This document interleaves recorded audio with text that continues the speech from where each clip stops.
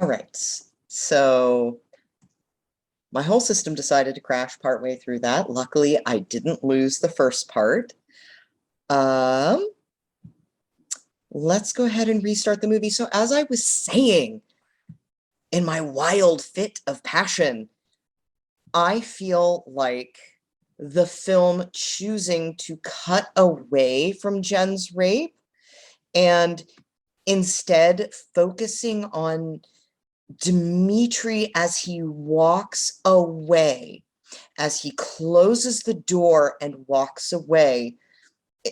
I feel like that is so much more genuine, because I feel like if this had been done by a lesser filmmaker, or not to disparage male filmmakers, but if it when it has been done by a man, we watch the rape happen, and ostensibly it's to see the torture and torment that our female protagonist is going through, that they will later have to fight through, but it is still making their body an object on the screen that doesn't always work for me.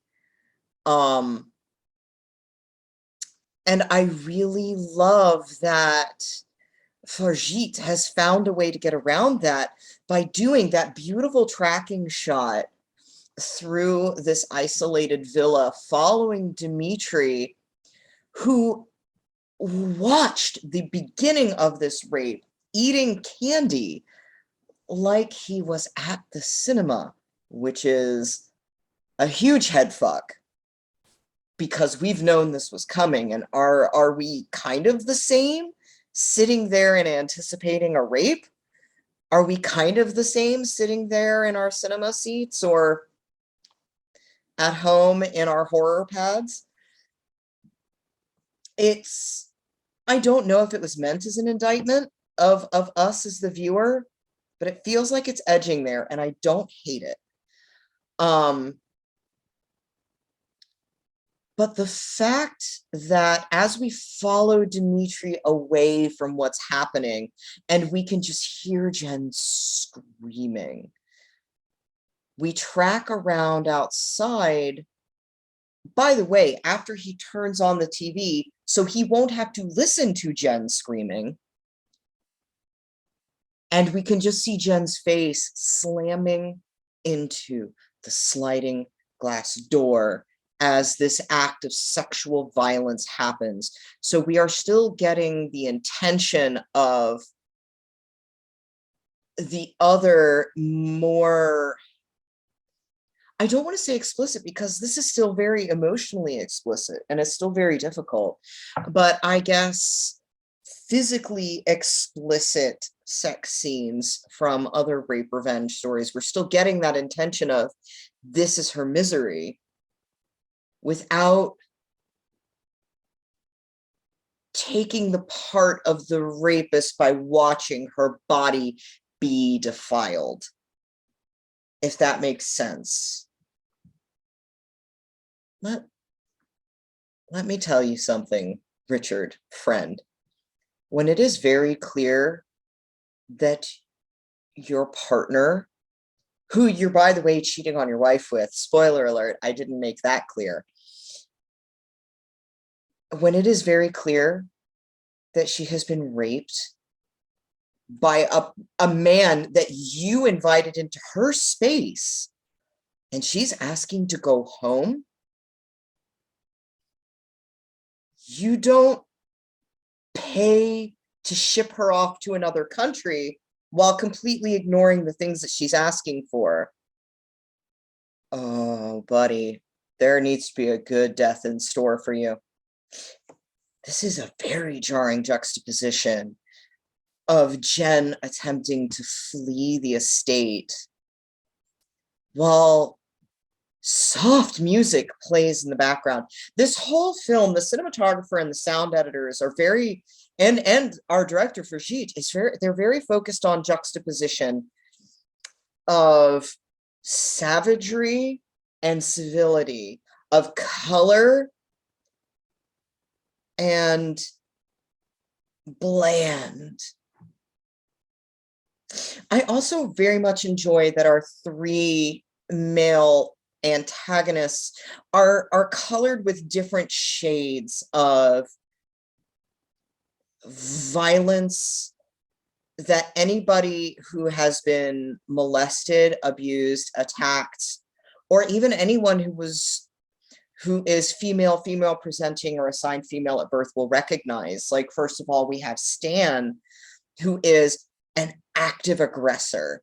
He uses negging, gaslighting, sexual violence, physical violence, and verbal violence to get what he wants. It's very overt.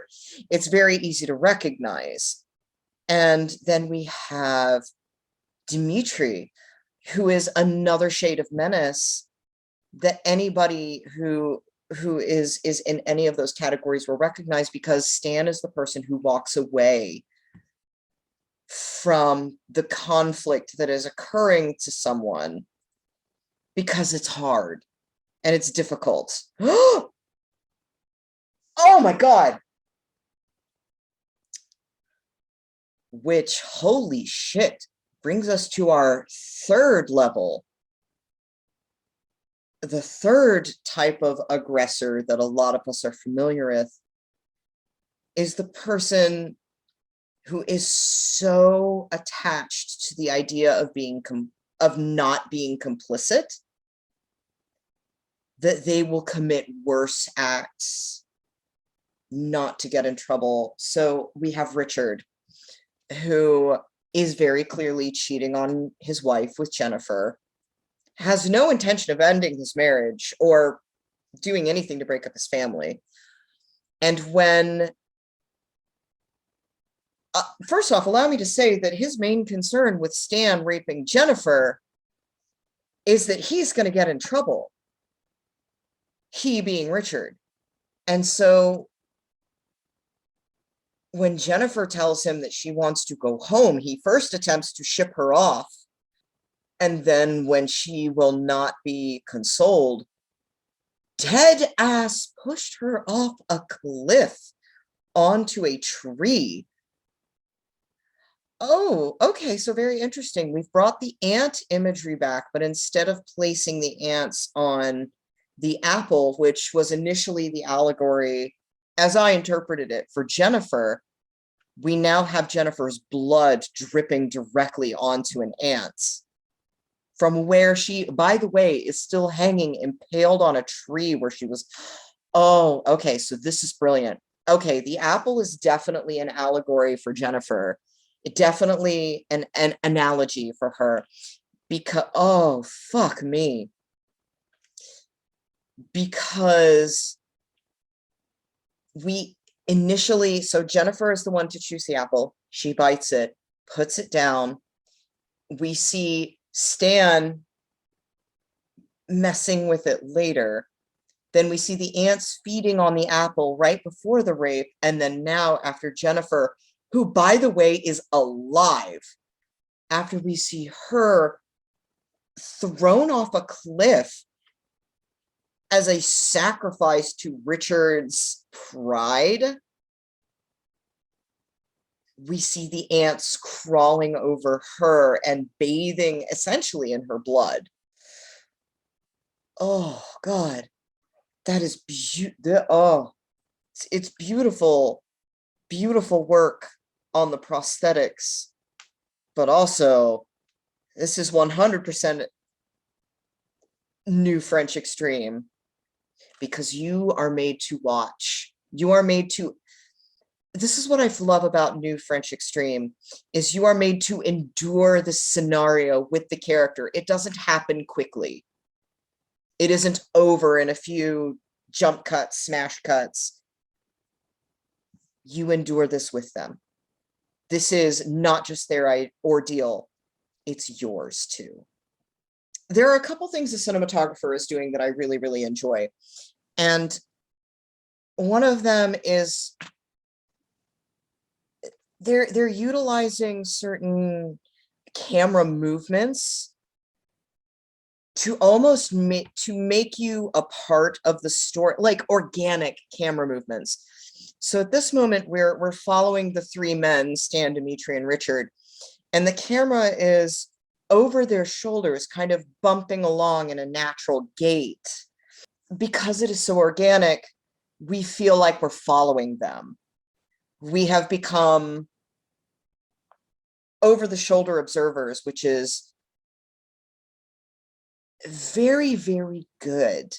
Because like I was saying before, New French Extreme kind of asks you to experience everything with the characters. You're not standing on a proscenium away from them. You're a part of this. And I do also appreciate a lot of the close-ups that our cinematographer is utilizing. It kind of forces us to hone in on the brutality of specific moments. I'm struggling at this moment to figure out which of these men I am the most disgusted with. And I'm saying this as a man, like I am disgusted.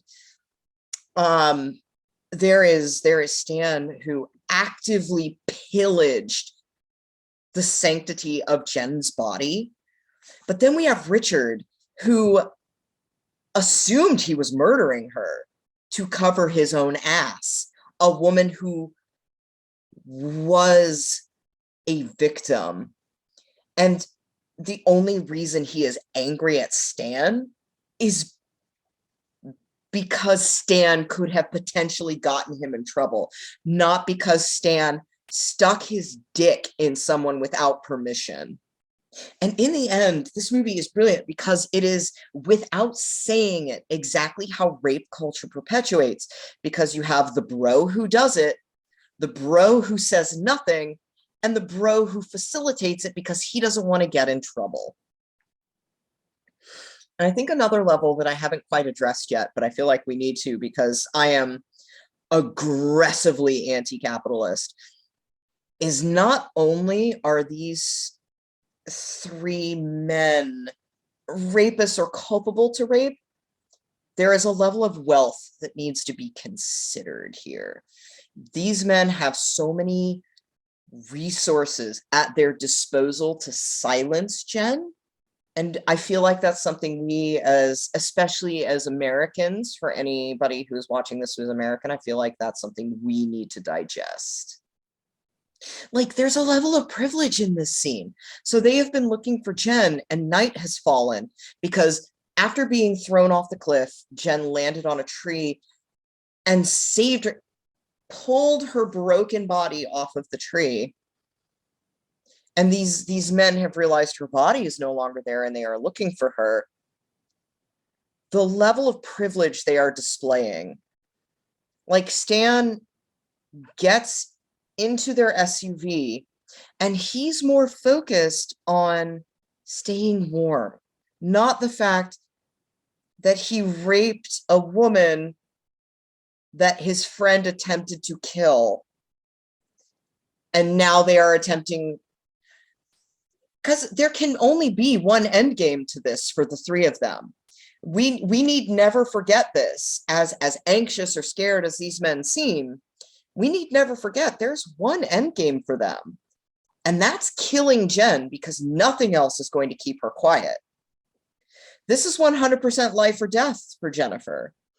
I think it's particularly elegant that the three of them came out to hunt, and that's actually a really interesting extension of the situation that they're all now in, because you don't go hunting with the intention of your trophy not dying. And they are now hunting Jen, and there's no way Jen gets out of this alive if they have their way. I'm really digging on the soundtrack. So for me, I'm sort of hearing some shades of the Halloween theme, but blended with some of the synth-heavy tension of It Follows. It works very, very well for me. I want to say, I appreciate the fact that Jen did not hesitate there. She was 100% going to shoot him. So this is an interesting choice right here. So Dimitri has gotten his hands on Jennifer, and despite the fact that he has a gun and ammunition that he's just demonstrated to her that he is choosing to attempt to drown her, which I don't know if anybody knows this about me. Probably not, because it's only my second video, but I actually have a background in criminology with a focus on criminal behavior. And one of the things that we talked about in classes is that a lot of your murders will either be something that can be done quickly or from a distance. And it takes a degree of passion or sadism to do things like stabbing, drowning. And it is fascinating that Dimitri, the one man who didn't really want anything to do with this and who actively walked away from Jen's rape, which is super passive,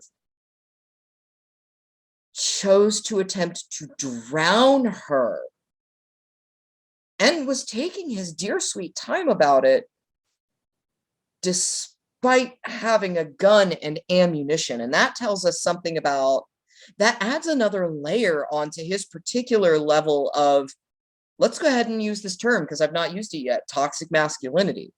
Like, in the end, Jen ended up stabbing him to death through the eye, which, again, super poetic because he watched what was happening to her and did nothing. So, love that, Fargeat. Thank you. Great symbolism. But when Jen stabbed him, that was an act of saving herself. So we can understand there's a degree of passion and anger behind it. The fact that she had done nothing to earn his deep passion or deep ire, and he still chose the deeply personal and intimate, yes, it's an intimate form of murder. He chose the intimate route of drowning is very, very informative. So I think it's very realistic that we are watching Jen attempt to survive, and she's not incredibly savvy. She is powered by the sheer will not to die. Like, she steals a vehicle, doesn't think about fuel conservation, because where the fuck is she gonna go? She didn't think about whether the guns were loaded. She is doing this skin of her teeth, and I appreciate that, because a lot of these horror and thrillers that have lead female characters will suddenly have them displaying levels of almost paramilitary finesse, which, that's cool, that's badass. I love seeing women overcome and survive, but at the same time, I also really like seeing it happen through just grit. Fucking grit and nothing more. Also, just as a matter of practicality, I really love that they left the piece of wood that impaled her in her body so she did not bleed out until such time she could cauterize the wound. Really, really interesting thinking. And again, just scenes of enduring where you are there with the character and you are going through this with them. And it is not a celebration of look at how we can torment these people. It's simply existing. It is existing through something terrible. And instead of it being like a stupid teenager that you don't care about, which can be fun on occasion, you are existing through trauma with someone who has done nothing wrong and that you actively want to succeed. And I like that it's dirty and it's gross. I like that the wound is like festering, and I like that she is dirty and her hair is lank and her clothes are wrecked. Her suffering isn't fetishized. It is just suffering. So I will go ahead and be honest with everyone. I have only ever really partaken in marijuana, smoking, and edibles on occasion. I don't get much out of it. I find that it does pretty much the same thing for me as too many glasses of wine, and I prefer the wine because I don't get the dry mouth. But all of that to say, I don't actually know I don't know practically how a lot of hallucinogens work, but I do know I get very tired of seeing the rainbow colors, lights, and sounds idea of hallucinogens, mainly because I know that that is not correct. And I do actually enjoy that this film is focusing a bit more on sensory, like we're watching, if anyone hasn't guessed yet, Chekhov's drugs came back into play as Jen is gearing up to remove the branch and cauterize her wound. And and God, that is beautiful prosthetic work. Whew. But we watched a lot of Jen hearing sounds a little bit too loud, being obsessed with the feel of her own skin and her face. And I feel like that's much truer to form, a little bit more like we saw in Midsommar. But please, anybody who's engaged in that level of hallucinogen before, I don't know if this is a real one or not. It doesn't feel like it's a real one. Like, feedback and tell me how true to life this experience was. So what's really fascinating, earlier on in the scene before she takes the drugs, we see her drinking from a can of beer that says Altamira on it. And it has a bird in flight. And what's very fascinating about that is she's currently sequestered in a cave. And if if my history isn't too far off base, Altamira is a Paleolithic cave that they found. I think it was very specific cave paintings in. I think also, like, extrapolating further, it means from on high or viewed on high. And of course, let's not forget the obvious symbolism of the Firebird. So it'll be very interesting to see if that goes any further. Come on, guys. I hope they didn't really kill a spider to get that shot. Don't get me wrong, I'm terrified of spiders. Like, I don't trust anything with that many elbows or shoulders. I don't trust anything that is that evolved to be nothing more than a murder machine. But I also don't like the idea of killing an animal or an insect or an arachnid for a shot. So I'm kind of hoping they didn't for that. Kind of looks like they did, but man, that's gonna yuck my yum a little if that's what happened. I need to look up who did the prosthetic works on Dimitri's body, because those are just chef's kiss. I love that comment. As Stan is slowly freaking out in the car, he's like, "Oh, it wasn't supposed to take long. It was supposed to be easy to find her." And it's almost like these men have bought into the stereotype that's perpetuated against women in other films, that they're just going to lay down and die, as if they didn't expect that this young woman would do everything she could not to die. Gross. Fuck you, Richard. Gross. Another thing I'll point out, just because I was so fixated on the color theory of Jennifer in the first couple of scenes, is what's fascinating is as we watch these men hunt for Jennifer and become more obsessed with Jennifer, we've slowly watched color bleed into the rest of the palette. Like, for instance, we suddenly see Richard, who was in Yes, he was wearing navy blue, but it's a very dark blue. Earlier on, we suddenly see him in like this bright popping blue jacket the rest of the film. And we see Stan in like when he's in the Range Rover in just flashes of yellow and washes of like giallo levels of bright blood. And it's almost like Jen has consumed them.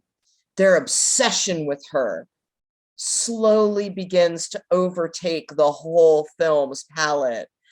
And I don't hate it.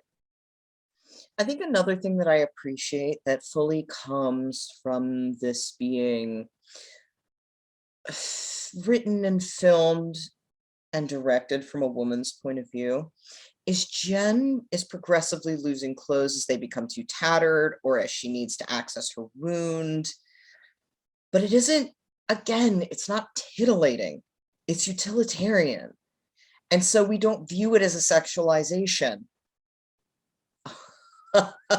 Okay, that's a little on the nose. So the beer can that Jen used to cauterize the wound, the bird, whatever pigmenting was in the metal, burned a little hotter and has left it like a raised tattoo of a firebird on her, right over where she was injured. It's a little on the nose, but you know what? I fucking appreciate it, so you get a pass. But like I was saying, I do appreciate that at this point, Jen is essentially in her underwear, but it's dirty and it's ripped and it's torn, and she's not in like sexy French cuts. She's in pretty sensible underwear. So it doesn't feel exploitational. It feels like survival, essentially. And again, I'm not sure I would want to see a version of Revenge that was filmed by a man. And again, this is coming from a man's point of view. Oh man, I really, really appreciate all the effort this film is going into to desexualize these men and the rape, with like intercutting it with maggots and predatory like insects. Another thing I really appreciate about how they chose to shoot Jen as the film goes on is she is 100% human. She is filthy. She is disgusting. Her hair color has changed from blood and dirt and sweat. She is nasty. And you can 100% tell that no part of her exists for a heterosexual masculine gaze. She's surviving. And I think that this would be a much lesser film if it was done any other way and if Jen was portrayed any other way. And there's something so magnificent about Matilda Lutz's eyes, because I will go ahead and say, I haven't described a lot of the film that's been happening because it's just not important for the format that we're doing right now. But she hasn't spoken since she fled the villa. She is doing some intense face acting, but not like capital A acting. We are watching Matilda Lutz feel, and I'm here for it. I really am. I think one thing I don't necessarily appreciate, or I'm not sure how I feel about it, is Richard becoming so aggressive about burying the rape. It almost distracts you from the fact that Stan is the person who actually violated her. No, I don't think I dislike it, because a lot of times we see, if we look at Richard as sort of the institution, or society. We see a lot of times rape or sexual violence being buried happens at an institutional level, and it's because a university or a public official is afraid of getting in trouble, or they're covering up for a family member, and they can become very aggressive about it. But I do notice myself at points starting to hate Richard more than Stan, and having to remind myself that no, Stan actually perpetrated the rape. And this is actually something I feel like I might need to digest as time goes on. Yeah, I think that's the answer. Is this is a situation I'm definitely going to have to digest as time goes on, because I'm clearly absorbing this for the first time right now. And there might actually be something to be said from the fact that it might actually be more despicable that Stan is trying so hard to move on from this horrible thing that he did. And I think that may be the answer, and that may be what Fargeat was going for, is Stan doesn't have to be the obvious menace anymore, because he's already raped her. He's already done something hideous. And it may be more hideous than anything else that he resents that Richard is not letting him move on from this thing that he did that he clearly doesn't feel terrible about. So yeah, that's a little bit of dichotomy I think I'm gonna have to chew on and think about how I feel. Also, if anybody sees a little plume popping up from time to time, that is just my cat Kabuki, who is one of my movie watching buddies. Okay, speaking from a purely actor point of view, I'd actually like to know if Matilda Lutz did any animal work or any animal studies in advance of playing Jennifer, because there are moments where her posture changes significantly and it looks very feline, very much like we are observing a panther. Specifically, here in Florida where I live, we have Florida panthers or pumas or whatever. And watching her move through some of the more hilly areas while she's in pursuit of Stan, she takes on a quality that is similar. And so I would actually really like to know her process. A lot of people don't realize it's actually very difficult for actors when you're working with no dialogue. I've definitely heard comments like, oh, at least you didn't have to memorize lines. I was like, yeah, but sometimes lines can be a crutch. I love that they allowed her nails to be cracked and filthy and nasty and dirty, because again, I feel like in a masculine-led rape revenge film, we would see her with like perfect nails and beautiful lingerie. Another realistic thing that I really love about Jen not magically becoming paramilitary, the kickback from that gun knocked her on her ass and it threw off her aim. And it's those little touches that I really love. Don't get me wrong. I love cheesy, awful slashers as much as the next person, especially if they're from the 80s. But I also have a deep appreciation when a filmmaker understands actual gun physics. I also really appreciate it's not a long hesitation because Jen is still very focused on surviving. But I do like the momentary hesitation that Jen had before she shot Stan, because it demonstrates a facet of her character. She is not this stone cold killer. She is not this furious harpy. She just knows she's not getting out unless these men are dead. They are determined not to let her live, and they have given her no option and no recourse. And this is more of just her gorgeous face acting, because there is this definite spark of determination to her, but her eyes are still just wild enough to demonstrate the very real fear that she knows if she does not succeed in what she is going to do, she dies. God, I love it. I love one of my favorite things that sound editors do in films is when they demonstrate that being shot, having any form of percussive ballistic go off near you completely fucks your hearing.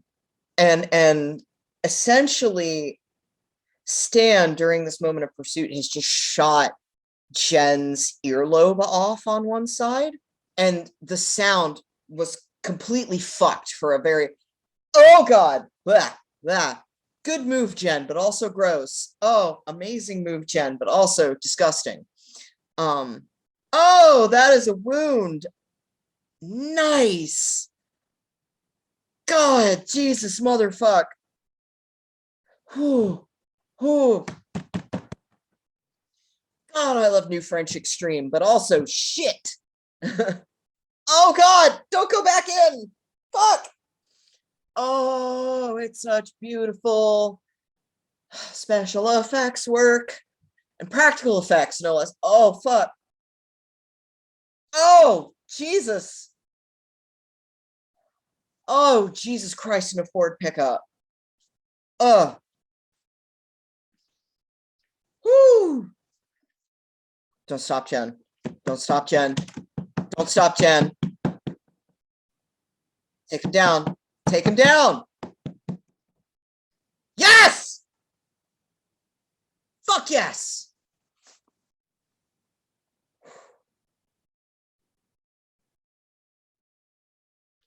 And again, we're back to those bright pops of color that were sort of absent from the beginning of the film, as the only two people left in the hunt are Richard and Jennifer. And there is this long shot of him on a motorbike, just washed in red, as the hunt for Jennifer has entirely consumed him.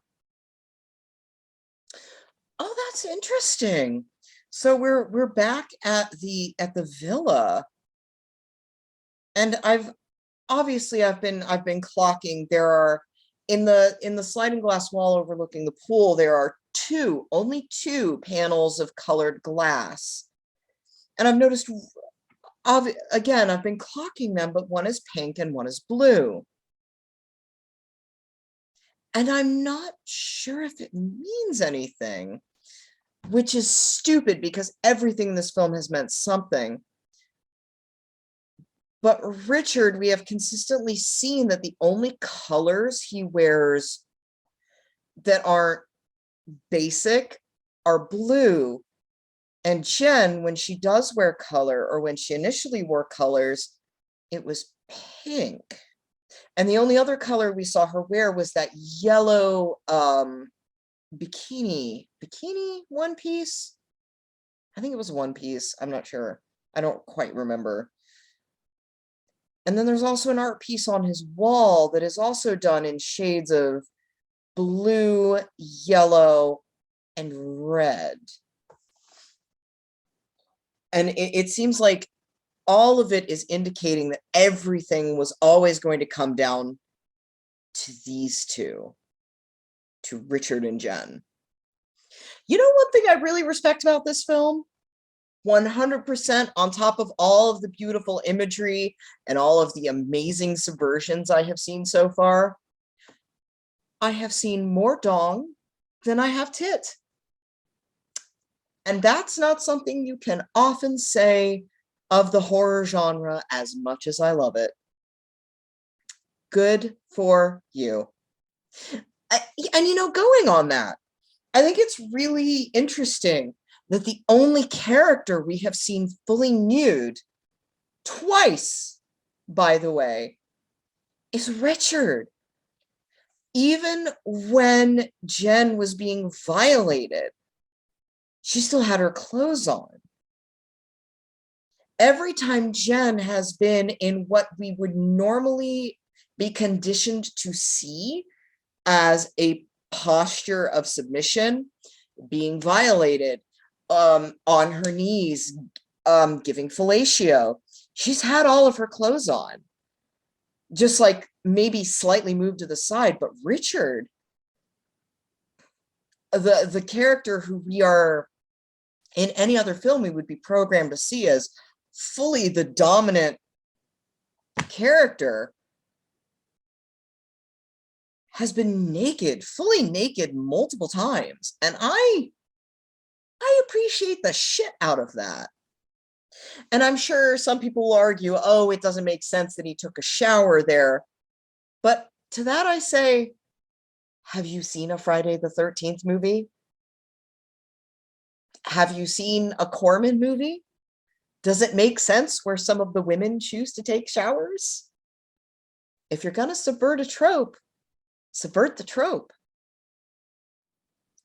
My knees are quaking, thinking how much rehearsal they needed for this tracking shot, because it is fucking gorgeous. But holy shit, it's amazing. How did I not notice this before? But all the colors in this film in the villa are pink, blue, and yellow. They're all colors that correspond with Richard and Jen. This movie was always going to be about their throwdown. Always, 100%. And the set deck was trying to tell us. I really kind of like what this image is saying of Richard walking over into, like, he's walking along the edge of the pool completely naked, holding only a gun. And I feel like there is something very compelling there about the nature of masculinity, or at least how Fargeat views it, or how masculinity actually functions within the world of revenge. I am disgustingly happy with this. Naked but for his firearm. It is intensely fascinating that when Jen finally shows up to show down with Richard, she is framed in the blue panel of glass on the wall. And she is watching a thoroughly naked Richard through that glass panel while he watches her armed and clothed. And I feel like we are definitely looking at a reversal of power here, and I love it. Oh, fuck. Oh my God, that's so smart. Don't come forward. Don't come forward. Oh my God, the tension. Oh, the pacing in this scene is beautiful. The pacing in this whole movie is beautiful. Oh, mwah. Holy shit. Coralie Fargeat, just celebration of filmmaking. Okay, I will note that this whole runaround scene happens so there is this scene towards the end where Jennifer is pursuing Richard through the house and they're going around in circles, and it's super tense for the first 3 times. I feel like the rule of 3 applies to more than comedy. And I feel like that moment happens a few too many times to keep up the impact, and it starts to slip into absurdity, and not good absurdity. That's so dark. Richard has captured Jennifer, and he says, and you think you could win against me. This woman was raped, and she is fighting for her life, and he is still so, oh God. Sorry, she just jammed her hand into his gut wound. Yes, pull that trigger, bitch. Yes. Like I was saying, the fact that he was framing this as winning and losing instead of life and death is such a head fuck. Also, wow. And that is amazing. There are two ways out of that hallway, and instead of coming back towards the camera, Jen walked out over his body. And isn't that fucking something? Oh my God, yes. Yes, 100% yes. There is still part of me that is sitting here like, wow, Jen is 100% meeting that helicopter at the end, covered in blood. And the guy who called the helicopter is 100% naked and dead in the house. But you know what? This happens in such a heightened reality. I'm not even going to think about that. Jen wins. Go, Jen. You go, Jen. Holy shit, guys. I think this is the first rape revenge story I have ever come out of at the end not feeling slightly gross for having observed things in the film. And that isn't to say that there aren't other rape revenge films that still manage to be good or that manage to be cohesive movies, but there's something very special about seeing that subgenre almost entirely from a woman's point of view, and the few times where the lens refocuses for it to be from a man's point of view, it's always gross and disgusting, and it's fixated on their comfort and AC or food or not getting in trouble for fucking around and finding out. I don't feel like there's much more that I have to say because I think I need to go away and digest a little bit, as I usually do after a new French Extreme film. And I know that I did a lot of talking during the movie. I'm sorry I was sort of quiet during the ending, but that was quite tense, except for when it got a little Looney Tunes. I would say that my final vote is, guys, Revenge is a good movie. And more than that, if there are things about Revenge that you have misgivings about, or if you have alternative reads, we all know from my sleepaway camp video that I love alternate readings. But if you have issues, or if you had a different take, or just if there's minutiae that I missed, please feed back to me. One of the things I love about the horror community and the Fear family is I feel like we are very open to having discussions. Those of us who have been in the genre for many years, or who might be new and are very passionate about it. I feel like part of what drives our community is the love of sharing and conversation and discussion. So if there's anything you'd like to discuss, please feel free to hit me up either on my Twitter or right on my blog. This link will be posted in both places, so it won't be hard to hit me up there. Or if you just watched and appreciated it, thank you for watching. I don't expect to have many or any viewers. I just need an outlet because I love horror and I've studied it for years and I've loved it for years and I love film and I actually went through school. I just need a place to talk. And if any of you are the people listening while I scream in the void, then I'm very grateful for you. So have a good night. We're going to be looking at more French Extreme through the rest of December, and take care. All right. Good night, Fear family. This has been The View from 6 Feet Under, and this has been another film reaction.